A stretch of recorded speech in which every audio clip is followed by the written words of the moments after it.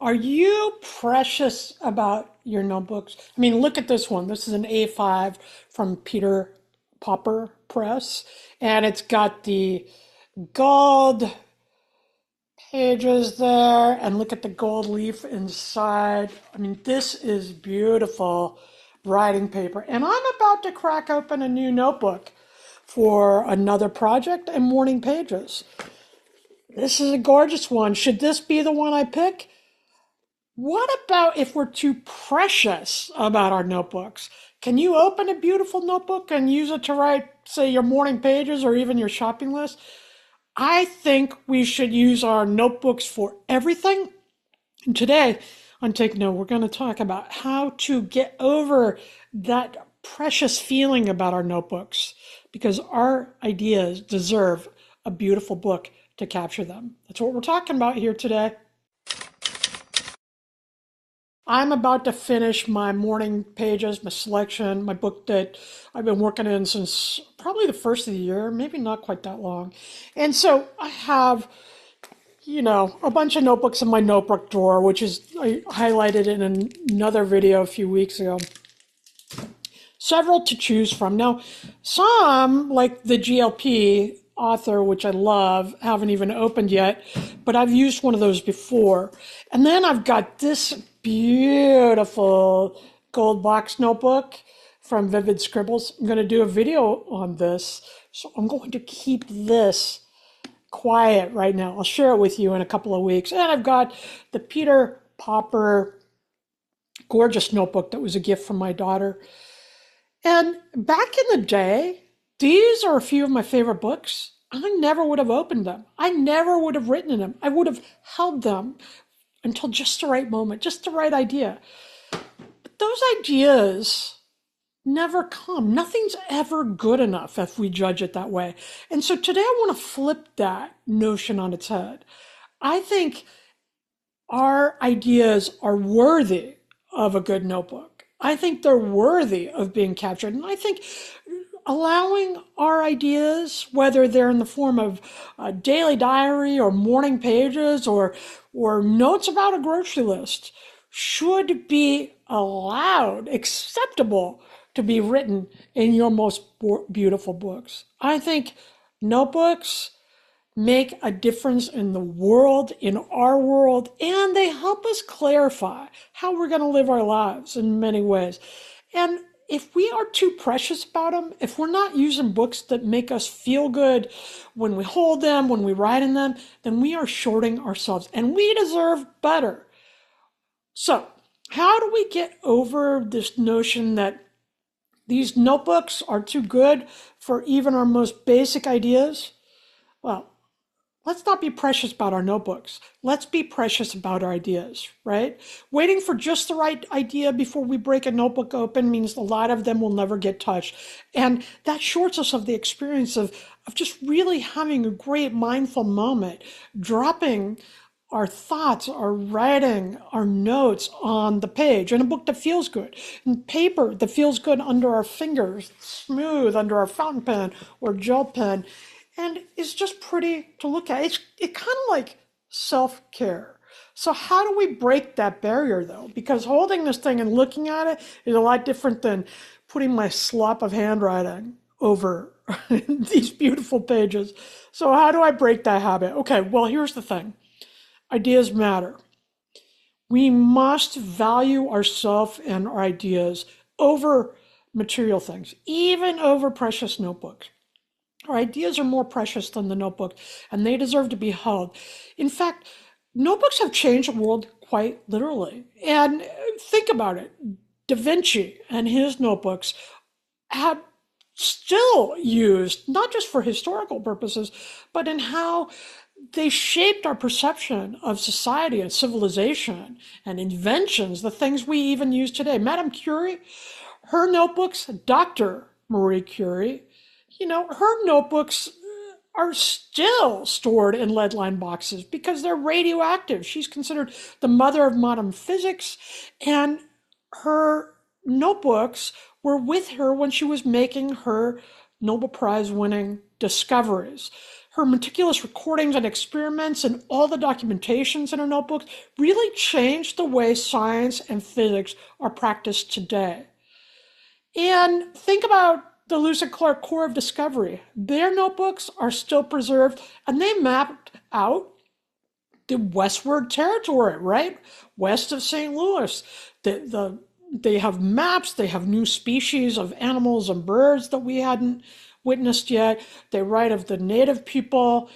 And those journals influenced a great deal how the Oregon Trail was established, how the Western United States became part of the United States. And everything west of the Mississippi was mapped out in those notebooks in a way that we'd never seen before. It influenced the entire nation. Okay. Now, the handwriting isn't always beautiful. The ink is smudged in parts, like my notebooks. I mean, you can see in my Me Plus, this is just what I have open, my editorial calendar. I love this Me Plus notebook because I can pull out pages when I want. But basically, I want a place just to capture things on the fly as I go. And I'm no longer worried about my handwriting. I mean, it always starts out neat on the page. It used to be that I never felt like my handwriting was good enough to be in one of the beautiful books. But now I realize it's just the opposite, really. The beautiful books are good enough to hold my great ideas or the things I'm learning about myself or the projects I'm writing and working on. It's just a reframe. Okay? I'm not after your great handwriting. I don't care what your handwriting looks like. I want you to capture the ideas because from the ideas comes the invention or the book or the letter or the thing that you then release to the world. And that's what we all need. That's interesting. Now, a lot of my notebooks, particularly the morning pages, they'll never get out to the world. But I write details and other stuff that then I shape and reframe and draft on the computer that end up in my books or end up in notes in my project notebook of projects I want to take on in the future or of speeches I'm going to give. Okay. So it's important to capture this stuff. Aside from the fact of capturing your own ideas so you can develop them if you want further, it's also just a grounding practice to write in a notebook, to keep a daily diary, write morning pages, brain dump, whatever you want to call it, however you do it. There's something very grounding to just get the clutter out from our heads so we can then get to work. And yes, your notebook is good enough for that clutter. So let's talk about how to do it now, okay? First of all, give yourself permission to write something totally unimportant when you open up a new book. I don't care if it's a spiral notebook that you like to work in. I don't care if it's a beautiful book from Paperlanks or Peter Popper.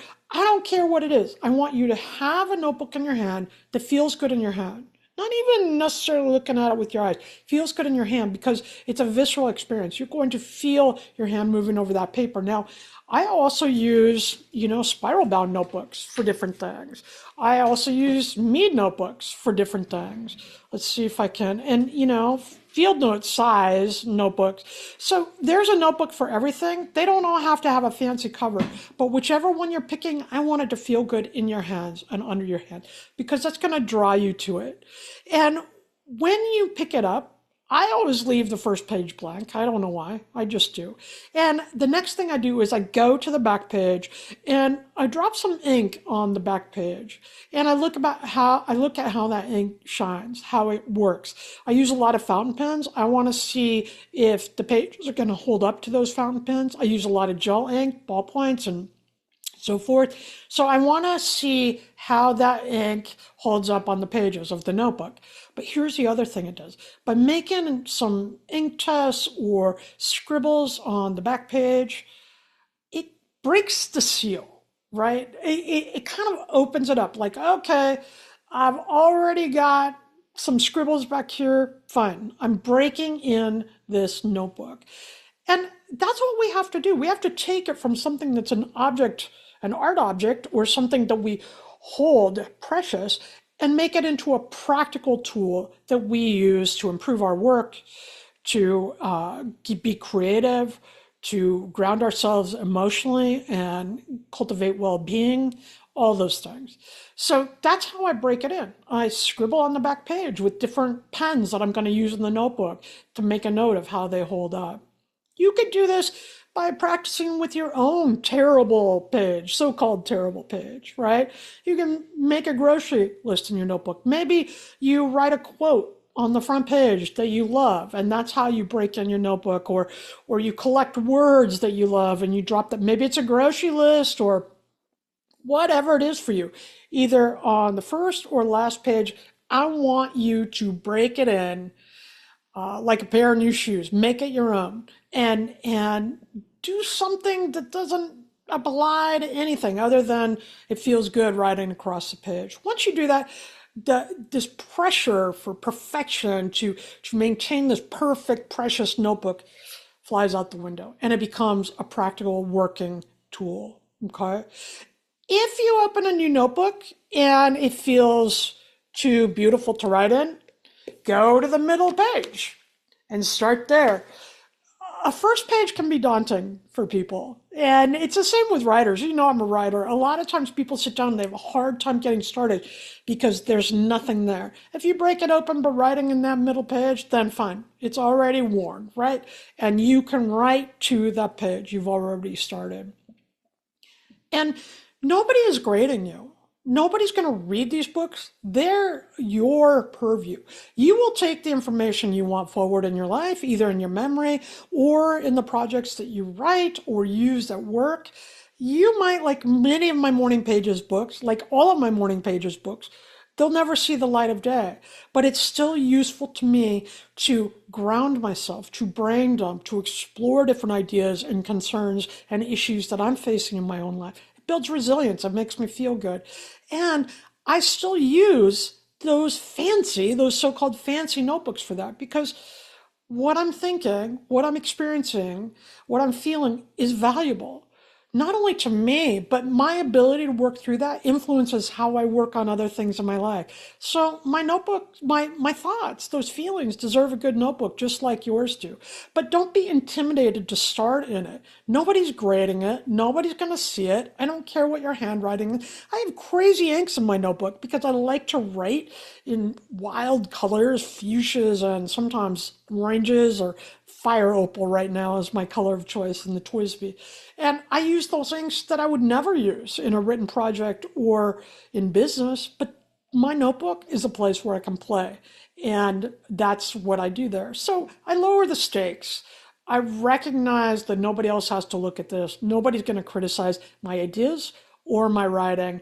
And so I want it to be a practical working tool. I want it to be something I go to every day. And make it a daily target. Go to it every day. The more you work with your notebook, the less precious it is.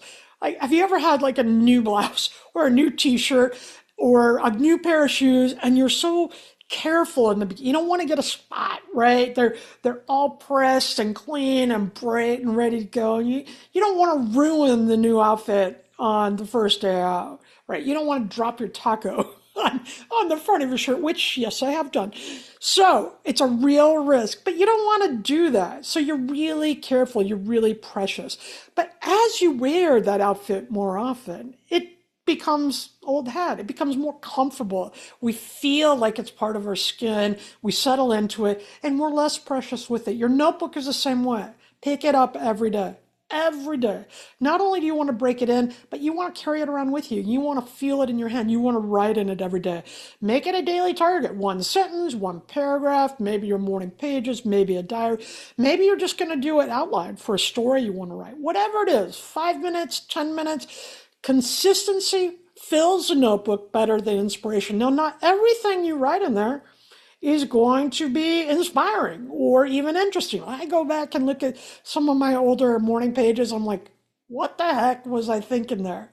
But by doing the practice every day, I've gotten better about being able to articulate myself on the page. And there's real value in that. Stop matching the notebook to the project. When I write a book, I pull out a new notebook every time. And I put all my notes and research in that book as I'm going. I have a stayology on this newest nonfiction I'm working on. And I never pick a big deal notebook for that. I always want something that's got a lot of pages, something that's easier to carry around with me, and something that I like the feel of in my hand. It can look like anything. It can be fancy cover. It can be a no brand cover. It can be whatever you want. But I'm not worried about matching the notebook to the project, right? I want the notebook to feel good like a tool, like a pen, like a hairbrush, like a computer. I want it to feel good in my hand and I want it to be a practical tool to help me get the ideas out. So you don't need a perfect notebook for every idea. It's more important that you have a place to capture the ideas. So if you have something in the drawer, that's good enough, right? If you have a fancy notebook in the drawer, that's also fantastic. Pick something that works to capture the ideas and something, again, that you like to hold. Some other ways to break your notebook in: make a mistake. Open the page and make a mistake right off the bat, cross it out or smear the ink, and it'll take all the pressure off. And all of a sudden, the notebook goes from something precious to be coveted and held and respected to a working document to hold your best ideas. Cross things out, smear the ink, change your mind, make notes in the margin. Whatever it is for you, the writing is what needs to come alive, and the notebook is just a vessel for it. So, listen, the point of a notebook, no matter how beautiful or how plain or how inexpensive or how expensive, is to use it. Its purpose is to be filled.